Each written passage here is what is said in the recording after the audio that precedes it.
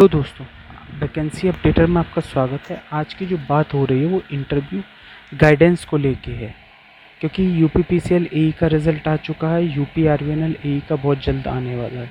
तो बहुत से लोग मेरे को फेसबुक पेज के थ्रू मैसेज, कमेंट के थ्रू या ईमेल्स के थ्रू कह रहे थे कि सर आप इंटरव्यू गाइडेंस को लेके एक वीडियो बनाइए। तो आज मैं एक इंटरव्यू गाइडेंस को लेके वीडियो बना रहा हूँ जो आपके लिए बहुत हेल्पफुल रहेगा।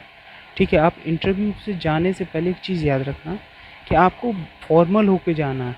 लाइट शर्ट, डार्क पैंट, और गर्ल्स में सूट पहन सकते हैं या फिर साड़ी। ठीक है, जो भी आपको सूटेबल लगे। ठीक है, अब चलते हैं इंटरव्यू। ये तो सारी चीज़ें आप लोगों को पता ही होंगी, क्योंकि बहुत से लोग देख चुके होंगे और कई यूट्यूब पे बहुत सारे वीडियो अवेलेबल हैं कि किस तरीके के ड्रेसिंग सेंस होना चाहिए। तो वो बात नहीं करते, ये बात करते हैं कि इंटरव्यू में आपको क्या क्या प्रिपेयर करके जाना है। ठीक है, चलिए शुरू करते हैं। तो सबसे पहली चीज़ आती है कि आपको अपना इंट्रोडक्शन में सबसे पहला क्वेश्चन आता है, tell me something about yourself. ये एक ऐसा क्वेश्चन है, ये आपके इंटरव्यू को पूरी तरीके से डिसाइड कर देता है कि आपका इंटरव्यू अच्छा जाएगा या ख़राब जाएगा। ठीक है, इसके बारे में आप इस चीज़ को, एक चीज़ समझिए, इसको आपको इस तरीके से बोलना है। एक पूरा पेज नहीं बोल देना, एक पैराग्राफ के अंदर अपना पूरा इंट्रोडक्शन देना है। मतलब ये कि एक छोटे से पैराग्राफ के अंदर अपनी पूरी कहानी बोल देनी है। बोलना ये अपना नाम, अपने बारे में, आपने कहाँ से ग्रेजुएशन किया है, आप कितने परसेंटेज थे, अभी आप क्या कर रहे हैं, अगर आप ट्रेनिंग कर रहे हैं तो आप कोई एग्ज़ाम क्रैक कर चुके हैं या नहीं, या अगर आप जॉब कर रहे हैं उसके बारे में। Not your father and mother, क्योंकि इंटरव्यूअर को आपसे मतलब है, आपकी फैमिली से नहीं। ठीक है, तो उसको एक पैराग्राफ के अंदर अपना इंटरव्यू को, मतलब जो इंट्रोडक्शन है उसको तैयार करना है। अब नेक्स्ट चीज़ आती है आपकी हॉबीज़ को तैयार करके आपको जाना है, और जो भी हॉबीज़ आप चूज़ करें उसको प्रॉपरली उसके बारे में पढ़ के जाएं। और ऐसी बेतुकी हॉबीज़ ना चूज़ करें कि मुझे निबंध लिखना पसंद है या ऐसे लिखना पसंद है, या फिर बुजुर्गों, मतलब लोगों की मदद करना पसंद है, या फिर ये फलान ठिकाना। ये जो है ना, ये एक नेगेटिव इम्पैक्ट। एक जेन्युइन हॉबी जो आपको पसंद है वो बोलिए।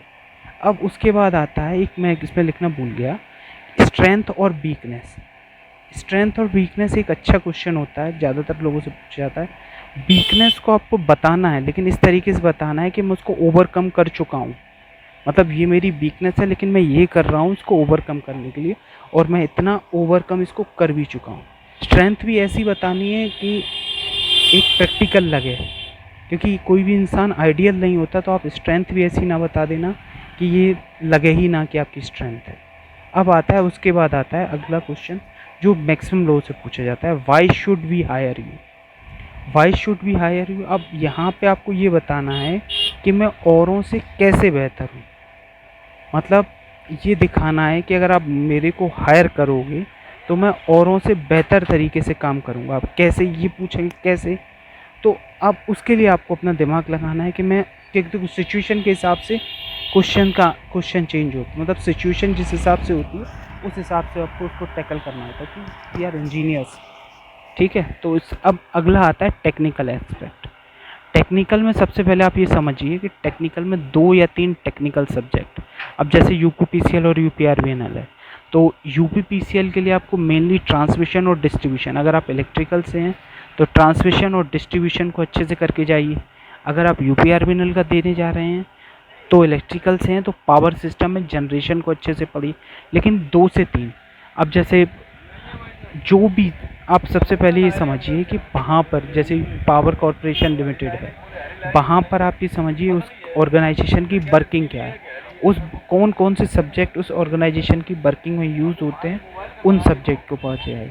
यूपीआरवीएनएल की अगर आप बात करेंगे तो यूपीआरवीएनएल जनरेशन करती है, तो जनरेशन में वहाँ पर क्या क्या इक्विपमेंट, मतलब क्या चीज़ ऐसी यूज होती है जो हमारी ब्रांच से रिलेटेड है, उस चीज़ को पढ़ के जाइए। और 2 या 3 सब्जेक्ट अच्छे से करके जाइए, क्योंकि अगर पूछ लिया जाए कि आप कौन कौन से सब्जेक्ट पढ़ के आए या फेवरेट सब्जेक्ट, तो आप बता सको।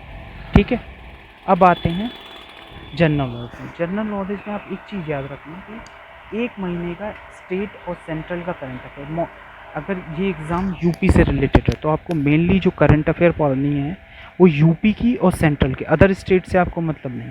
हाँ, और एक चीज़ याद रखना, स्टेट गवर्नमेंट और सेंट्रल गवर्नमेंट की जो भी पॉलिसी योजना, जैसे अमृत अभी योजना अमृत है, और उसके बाद उज्ज्वला योजना, इस तरीके की योजना पढ़ के जाओ। और उसके बाद अगली चीज़ ये है कि आप ये देख, जिस दिन आपका इंटरव्यू उस दिन आपको न्यूज़पेपर प्रॉपरली पढ़ के जाना है, क्योंकि ये मैक्सिमम लोगों से पूछ लिया जाता है कि आज आपने न्यूज़पेपर पढ़ा, और उसके बाद वो आज की मेन हेडलाइंस क्या थी। ठीक है, तो इस चीज़ को भी आपको देख के जाना है। अब आते हैं अगला, ये सबसे डेंजरस होता है, हाइपोथेटिकल सिचुएशन। हाइपोथेटिकल सिचुएशन में क्या होता है कि वैसे तो इसको कोशिश करना कि पास कर दो, क्योंकि अगर इसमें आप फंस गए तो बहुत अच्छे से फंसोगे। मतलब कोई भी आपके सामने एक सिचुएशन डाल देंगे, कैसी भी सिचुएशन डाल देंगे, उस सिचुएशन में ए और बी दो सिचुएशन रखते हैं। अब आपसे पूछा जाएगा कि अगर आप कोई काम करते हैं, उसका अगर ए पे इम्पैक्ट पड़ता है तो आप बी को कैसे बचाओगे, या अगर बी पे इम्पैक्ट पड़ता है तो ए को कैसे बचाओगे। Related to father, related to exam, for example जैसे your mother and your girlfriend, इस टाइप के क्वेश्चन कई कई बार पूछ लिए जाते हैं। तो इनको जितना अगर पोलाइटली बच सको उतना बच लो। अब ये नहीं कि स्ट्रिक्ट हो जाना यहाँ पे, तो क्योंकि यहाँ पे एक ये होता है कि हर सिचुएशन सही होती है और हर सिचुएशन गलत होती है।